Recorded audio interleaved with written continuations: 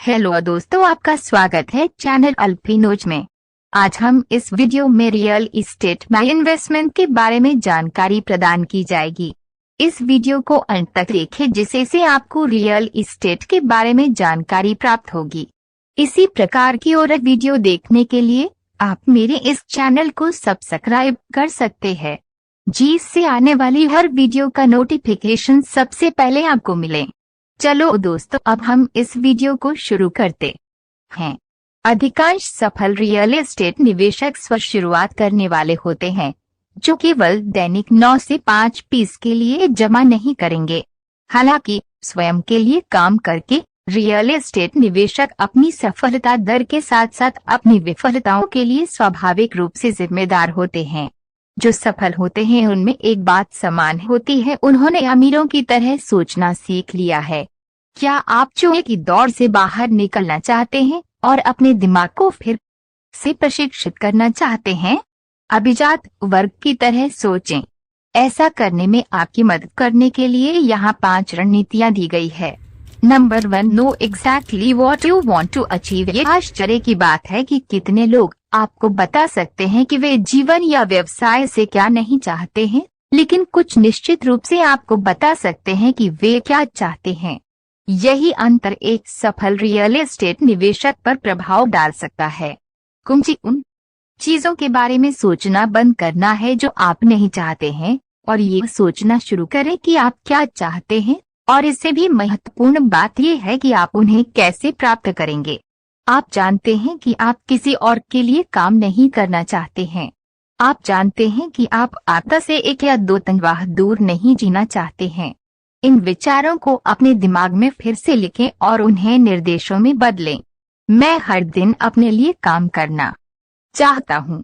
मैं खुद को एक नेता की तरह मानकर ऐसा करूँगा और अपने लक्ष्य खुद तय करूँगा। मैं एक ठोस नकदी प्रवाह चाहता हूँ और मुझे पता है कि मुझे अपने जीवन व्यय को कवर करने के लिए प्रति माह कितना पैसा चाहिए। इन इच्छाओं पर कार्यवाही करना महत्वपूर्ण है। एक सफल निवेशक जानता है कि उन्हें कितनी आवश्यकता है और वे समान आय उत्पन्न करने के लिए एक कार्य योजना विकसित करते हैं। इस आंकड़े को समायोजित करने के लिए मुझे अपने पोर्टफोलियो में कितनी संपत्तियों की आवश्यकता है? इस नकदी प्रवाह को बनाने के लिए मैं किस प्रकार की संपत्तियों में निवेश कर सकता हूँ? मुझे इस लक्ष्य तक पहुँचने में कितना समय लगेगा? और अंत में मैं इन संपत्तियों को बड़े नकदी प्रवाह गुणों में कैसे और कब रोल करूंगा?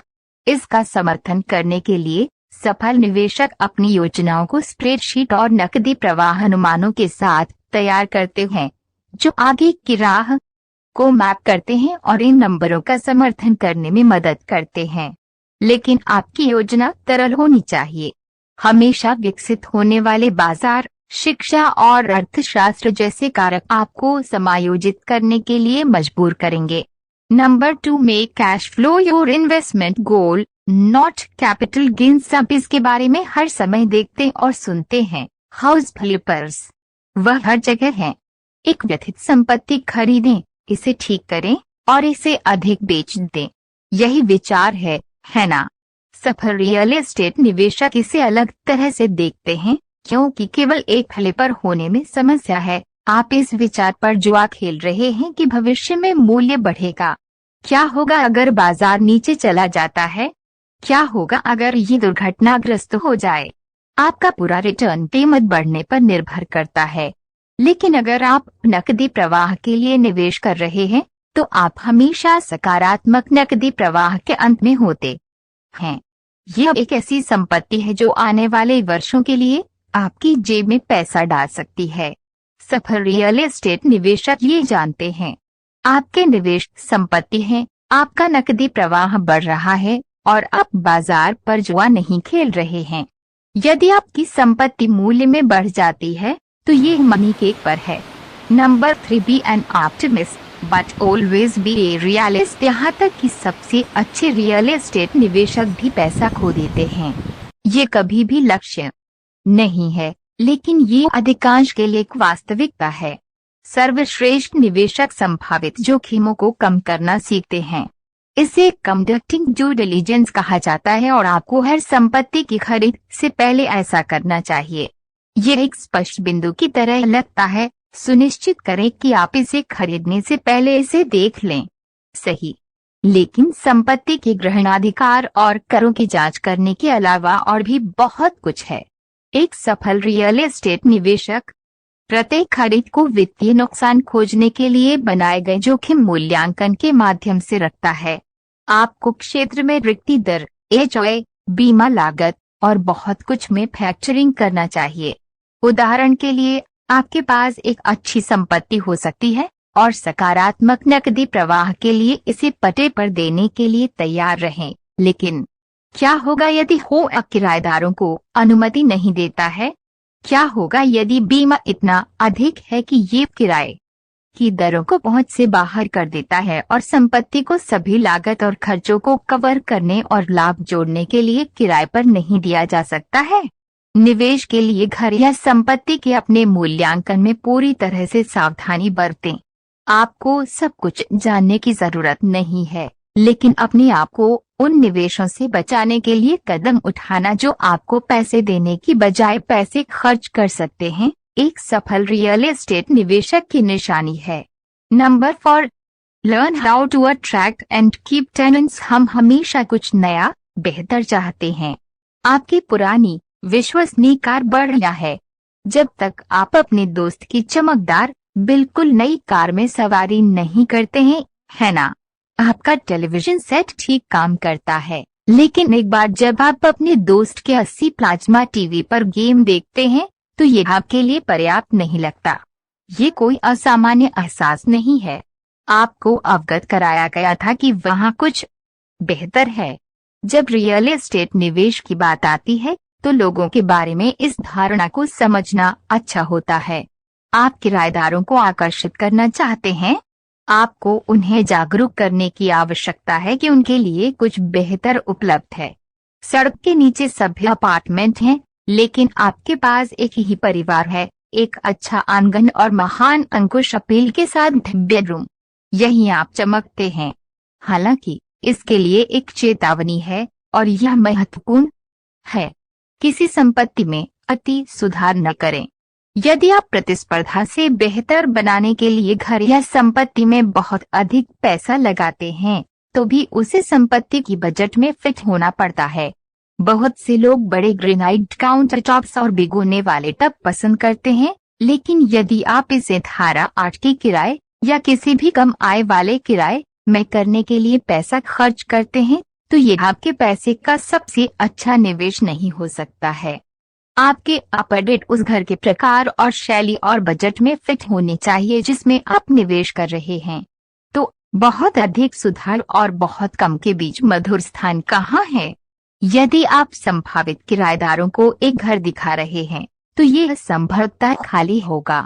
तो आपकी दीवारें और ट्रिम और पेंट जॉब बाहर खड़े होंगे।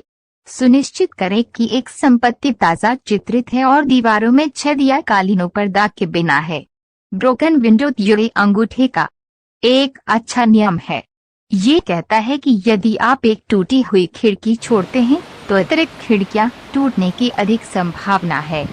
समय के साथ बर्बरता केवल बढ़ती है। इससे आपको पैसे खर्च होंगे और किराएदारों द्वारा संपत्ति के साथ समान व्यवहार करने की अधिक संभावना है। दूसरी ओर कुछ अच्छे उन्नयन, ताज़ा पेंट और साफ फर्श वाले घर में किराएदारों को बनाए रखने की अधिक संभावना होती है जो घर की देखभाल करते हैं और लंबे समय तक किराएदार के रूप में बने रहते हैं। Number 5, keep your ears open. Real estate निवेश में सफल होना ये जानना है कि व्यवसाय एक संख्या का खेल है। आपको जितनी अधिक गुण मिलते हैं उतने ही अधिक ऑफर आप सबमिट करते हैं। आप जितने अधिक ऑफर सबमिट करेंगे उतने ही अधिक सौदे आप बंद करेंगे। आप जितने अधिक सौदे बंद करेंगे उतना ही अधिक पैसा आप कमाएंगे। अंक प्राप्त करने और अपने पक्ष में रखने के लिए आपको हमेशा अपनी आंखें खुली रखनी चाहिए।